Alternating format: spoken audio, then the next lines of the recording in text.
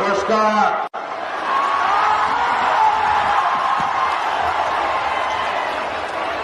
मां भल्ला काली के चरणों में कोटि कोटि वंदन।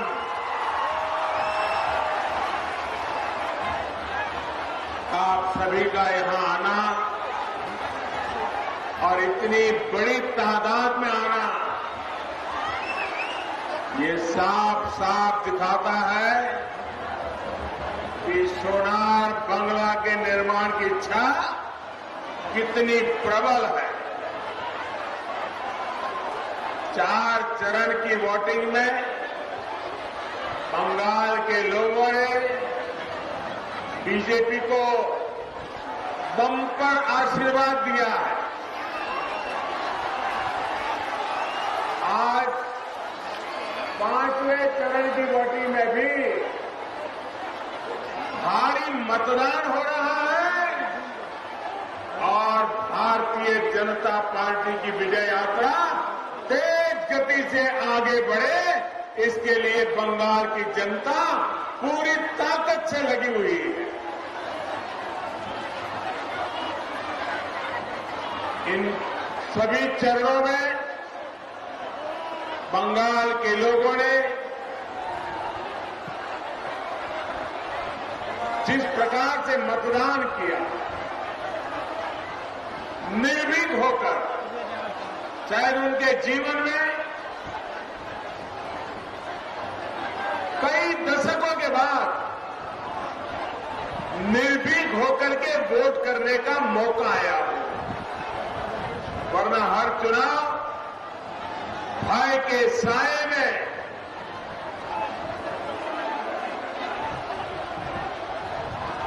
गुंडागर्दी के बीच और थप्पाबाजी,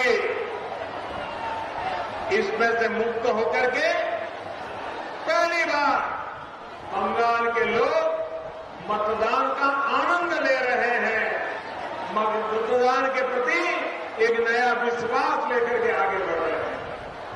मैं बंगाल के नागरिकों का सर झुका करके नमन करता हूं, आदरपूर्वक अभिनंदन करता हूं। भाई बहनों, 2 मई क्या होगा?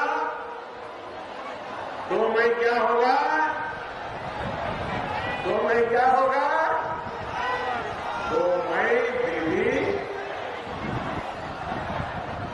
2 मई को दीदी का जाना तय हो चुका। अभी यहां पहुंचा तो मुझे बताया गया है कि 2 मई को यहां खीर दही की तैयारी की गई है।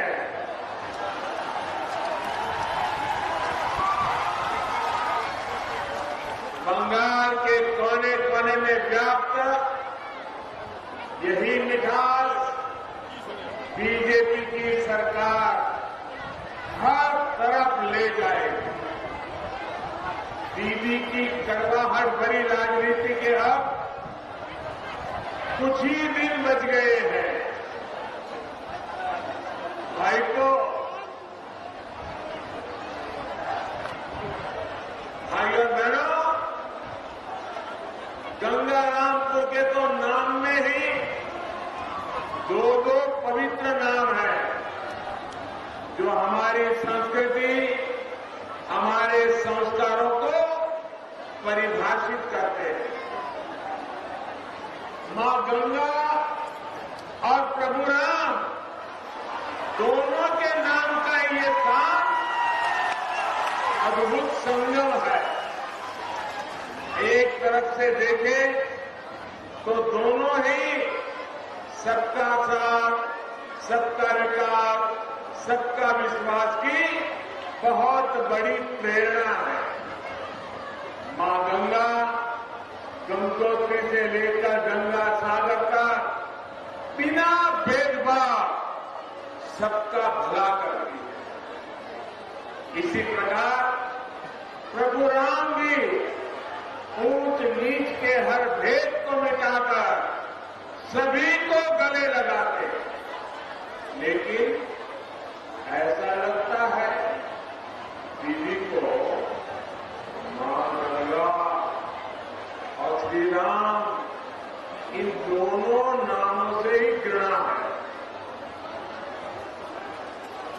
दीदी गंगा के किनारे बसे भारतीयों को गाली देती है, उनकी आस्था का, उनके खान पान का, उनकी भाषा बोली पहनावे का अपमान करती है और राम नाम के साथ तो उनकी नफरत इतनी बढ़ गई है कि राम धनु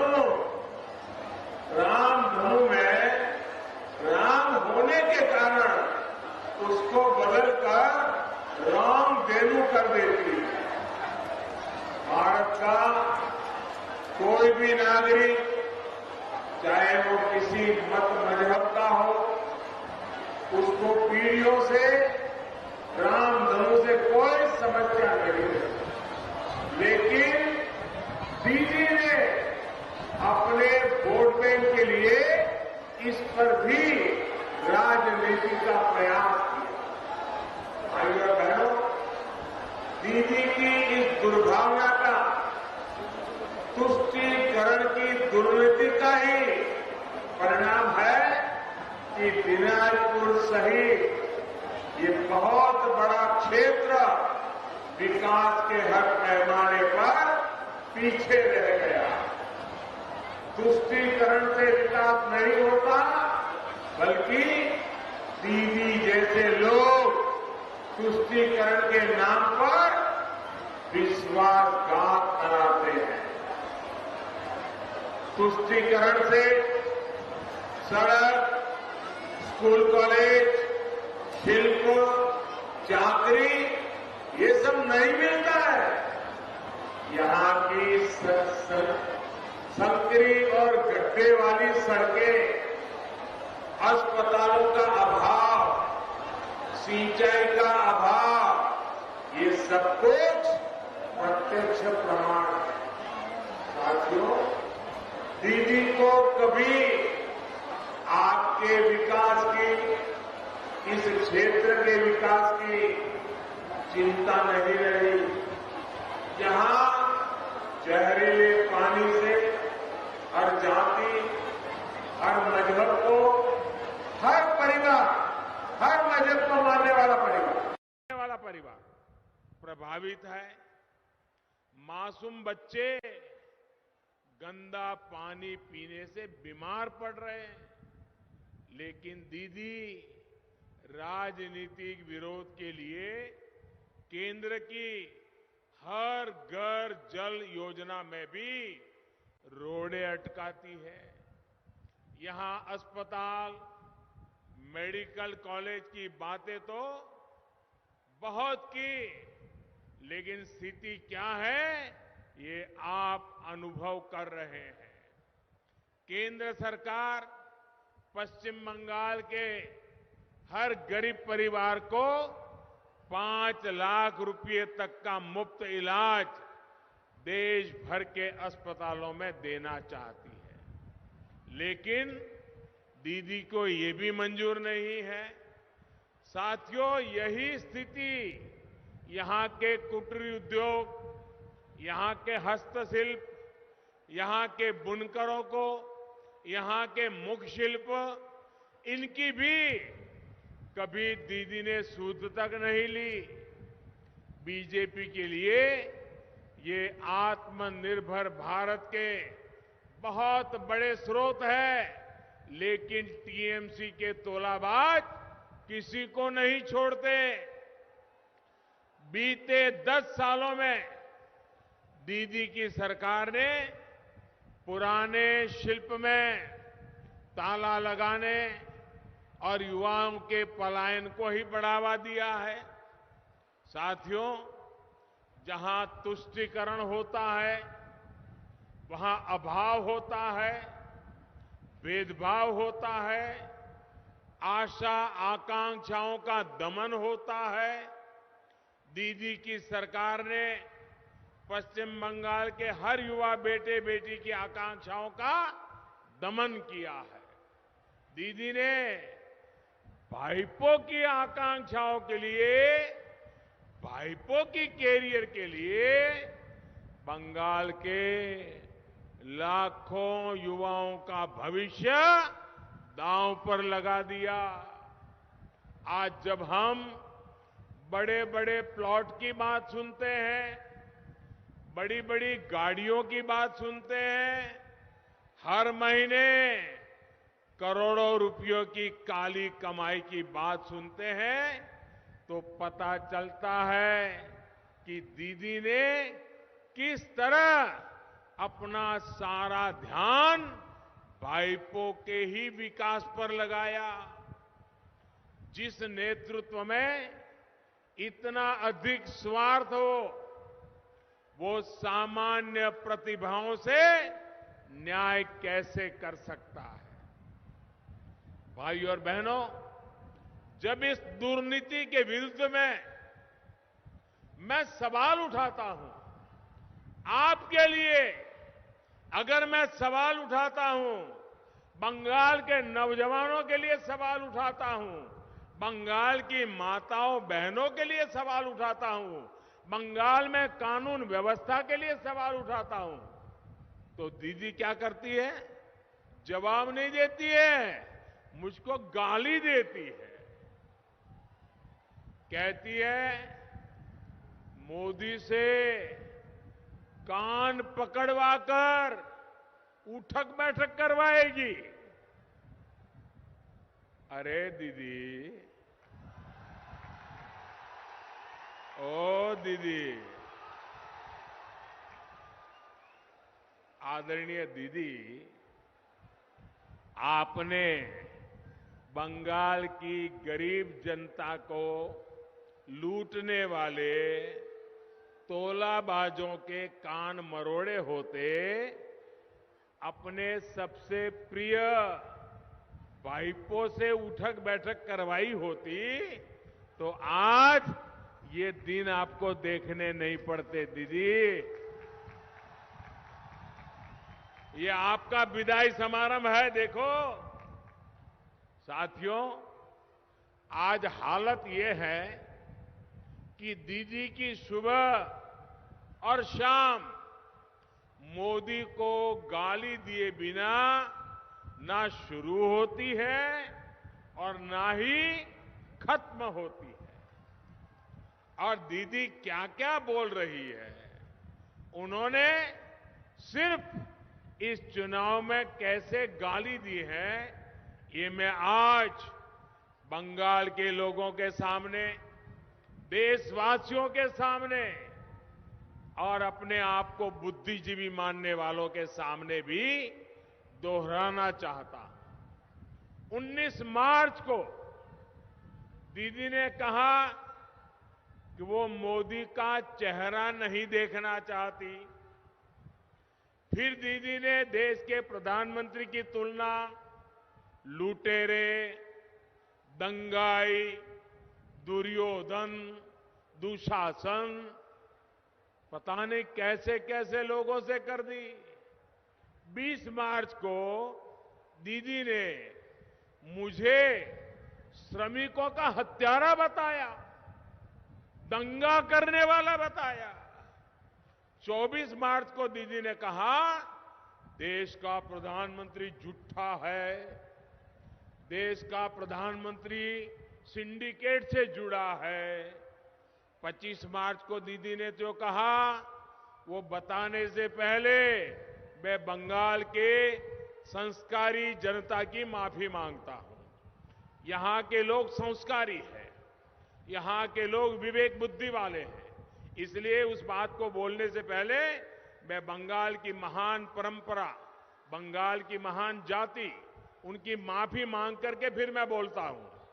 दीदी ने मुझे जो गाली दी, मैं उसे मजबूरी में दोहरा रहा हूं। 25 मार्च को दीदी ने कहा, देश के प्रधानमंत्री को कहा, जो उनको दीदी के सिवा और कुछ नहीं कहता है, ज्यादा से ज्यादा 2 बार बोलता हूं, दीदी, ओ दीदी। दीदी ने क्या कहा, मुझे ऐसा नहीं बोलना चाहिए लेकिन मेरी मजबूरी है। दीदी ने क्या कहा? दीदी ने कहा, तुम साला खुनी का राजा, खुनी का जमींदार, तुमने सारे पैसे लूट लिए। ये भाषा 26 मार्च को दीदी बोली, देश में सिर्फ मोदी की दाढ़ी बढ़ती जा रही है, मोदी के दिमाग के साथ कुछ दिक्कत है, ऐसा लगता है मोदी का कोई स्क्रू ढीला हो गया है। देखिए, बंगाल में 10 साल जो मुख्यमंत्री रही वो क्या बोल रही है। 4 अप्रैल को दीदी इस बात पर भड़क गई कि बंगाल में बीजेपी की सरकार बनेगी। उन्होंने कहा कि क्या मैं भगवान हूं, सुपर ह्यूमन हूं। 12 अप्रैल को दीदी ने कहा, जहां मैं जाता हूं वहां दंगे होने लगते हैं। 13 अप्रैल को दीदी ने फिर से मुझे सबसे बड़ा झूठा कहा, मंदबुद्धि कहा। ये लिस्ट बहुत लंबी है। मैंने कुछ ही गालियां जरा आपके सामने प्रस्तुत की है। भाई और बहनों, दीदी की गालियों से मुझे कोई दिक्कत नहीं है।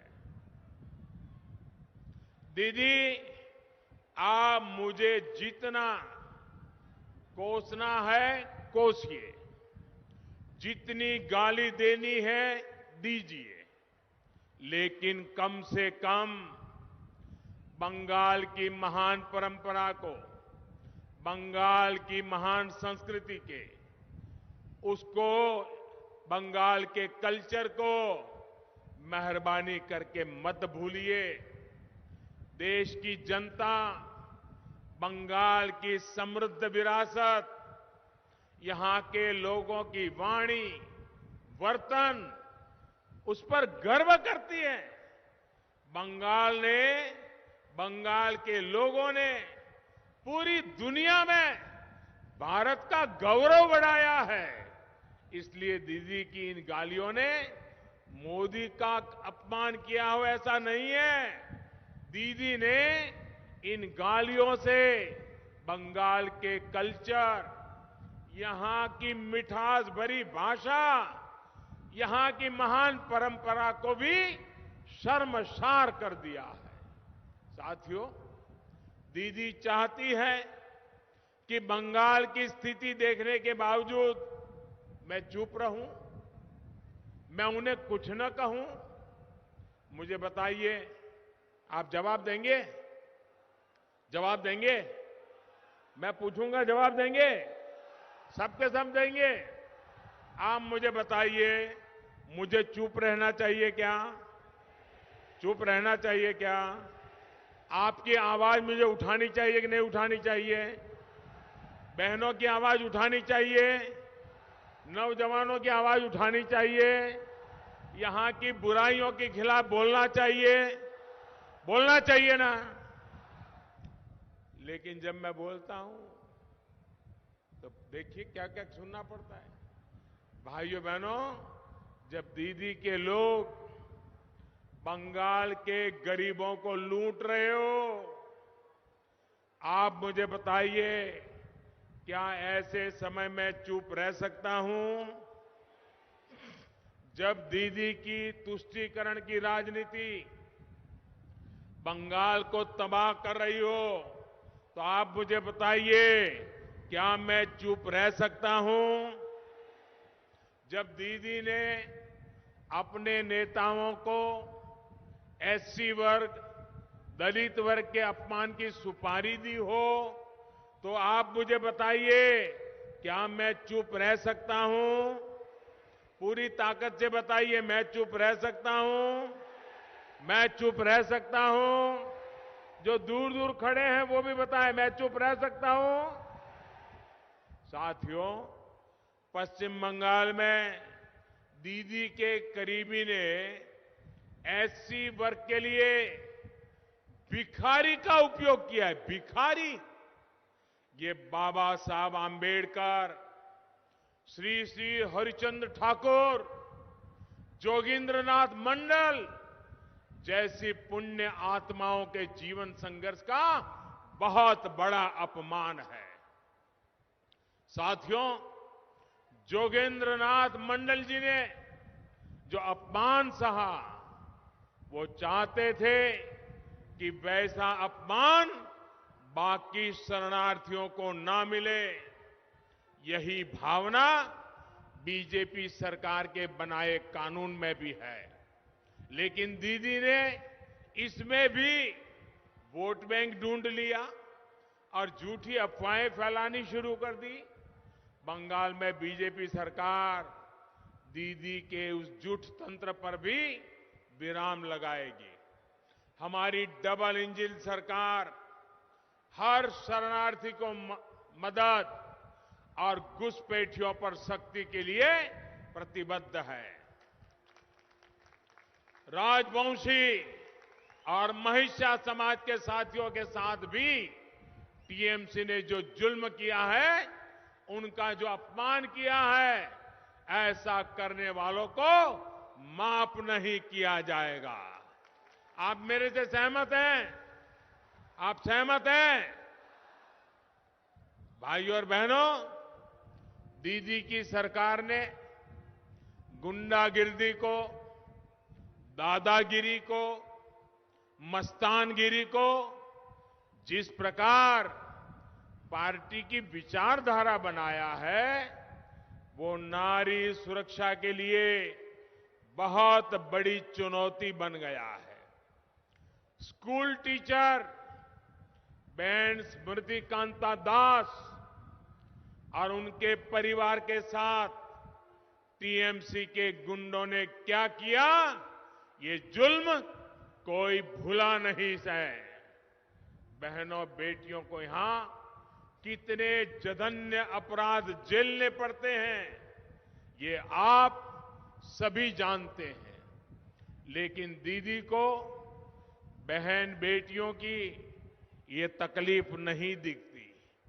साथियों, बीजेपी हर बहन बेटी, चाहे वो किसी भी मत संप्रदाय की हो, सबकी सुरक्षा, सबका सम्मान और सबको अवसर देने के लिए काम करती है। 3 तलाक के खिलाफ कानून बनाकर बीजेपी ने लाखों मुस्लिम बहनों के जीवन की सबसे बड़ी चिंता दूर की है। इस वजह से लाखों मुस्लिम बहन बेटियां आज बीजेपी के साथ खुल करके भी आने लगी है, और जब वोट देने जाती है तो चुपचाप कमल पर बटन दबा करके आती है।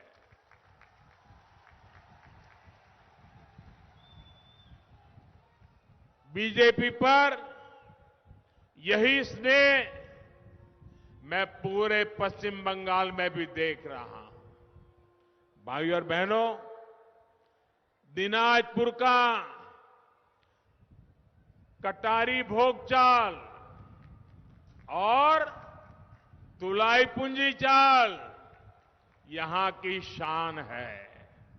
लेकिन दीदी के राज में धान उगाने वाला कृषक मंडी के लिए परेशान, भंडारण के लिए परेशान, कोल्ड स्टोरेज के परेशान, और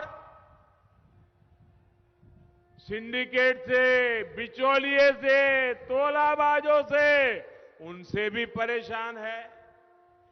इतनी नदियों के बावजूद यहां पर किसान को सिंचाई के लिए कृषक पंपों पर निर्भर हो गया है। इस स्थिति को बदलने के लिए बीजेपी की डबल इंजन सरकार तेजी से काम करेगी। यहां सिंचाई की कोल्ड स्टोरेज की सुविधाएं बने, कृषि आधारित शिल्प लगे, एक्सपोर्ट के लिए नई सुविधाएं विकसित हो, ये हमारी प्राथमिकता है। मुझे विश्वास है कि दिनाजपुर समेत अन्य जगहों के अधिकारियों ने यहां के कृषकों का डेटा तैयार करना शुरू कर दिया होगा। 2 मई के बाद हर कृषक परिवार को, भूमिहीन कृषकों को उनका अधिकार मिलने वाला है। पीएम किसान सम्मान निधि के लाभार्थी मेरे कृषक भाई बहनों को बीजेपी सरकार बनने के बाद दीदी ने जो रोका हुआ है, दीदी ने जो रोका हुआ है वो 18,000 टका, 18,000 टका। कितना? जरा जोर से बोलिए, कितना कितना कितना? 18,000 टका सीधा सीधा किसान के बैंक खाते में जमा करा दिया जाएगा। ये किसान के खाते में जाएगा। भाइयों बहनों, ये बात आप घर घर पहुंचाएंगे, घर घर पहुंचाएंगे, किसान के घर जाके बताएंगे, 18,000 टका मिलने वाला याद कराएंगे। ये उनका हक का है। दीदी रोक के बैठी थी, जैसे ही दीदी हटेगी रुपया आ जाएगा। यही नहीं, उत्तर बंगाल में जो भाइपो पास, भाइपो परमिट, ये जो राज चल रहा है ना, उससे भी आपको मुक्ति मिल जाएगी मेरे भाइयों बहनों, उससे भी मुक्ति मिल जाएगी। भाजपा इस क्षेत्र को आत्मनिर्भर बनाने के लिए कनेक्टिविटी और करप्शन फ्री सरकार देने के लिए कमर कस चुकी है। बीजेपी की डबल इंजन सरकार इस क्षेत्र को इंटरनेशनल ट्रेडिंग हब बनाने के लिए, यहां की जो समृद्ध हेरिटेज है उसके टूरिज्म से जुड़े सामर्थ्य को बल देने के लिए पूरा प्रयास करने वाली है। इस क्षेत्र को विकास का कॉरिडोर बनाने के लिए राष्ट्रीय और अंतर्राष्ट्रीय स्तर पर जो भी कदम उठाने होंगे वो उठाए जाएंगे। मां गंगा ने अपने विशाल आंचल में हर तरफ बीजेपी को आशीर्वाद दिया है। 2 मई के बाद इसमें पश्चिम बंगाल भी जुड़ने वाला है। भाइयों बहनों, सोनार बांग्लार, शॉन कल्पोनिन बीजेपी के वोट दिन। इसी के साथ हमें आशोल परिवर्तन के अभियान को तेज करना है। आप स्वस्थ रहें, सुरक्षित रहें, इसी कामना के साथ मेरा जीवन आज धन्य हो गया। इतनी बड़ी तादाद में आप आशीर्वाद देने आए।